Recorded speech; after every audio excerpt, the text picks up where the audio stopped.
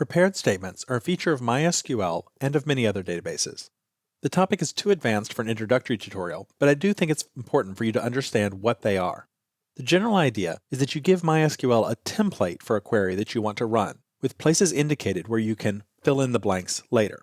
For example, we might have an insert statement, and in place of the 3 bits of data that we would be dropping into those columns, we would put question marks. Those are placeholders for where the data is going to go later. Then when we want to run the query, we call up the template, fill in the blanks, and then tell MySQL to run it. So why do it this way? Why go that extra step?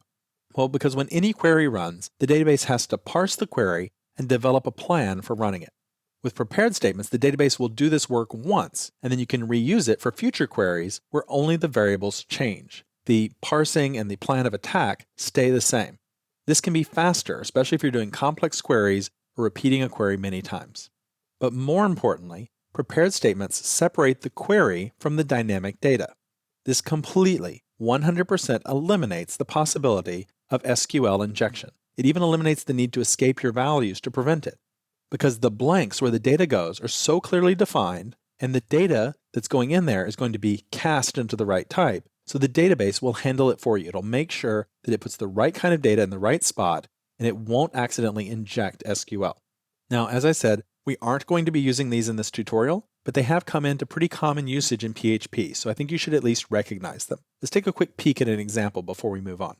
So this would be an example of a prepared statement. You would open up your database connection, you would design your query, but then you would have question marks in place of username and password where the data would be dropped in. Those are the fill-in-the-blank spots.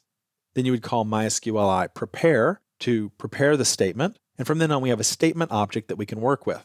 The magic of this happens with the bind param function. So MySQLi statement bind param takes variable values and drops them into those spots. And that's where the escaping takes place. After that, we tell it to execute the statement. We get back the results. We have to do a little bit of extra work with those, but in the end, we can work with that data the same way that we normally do.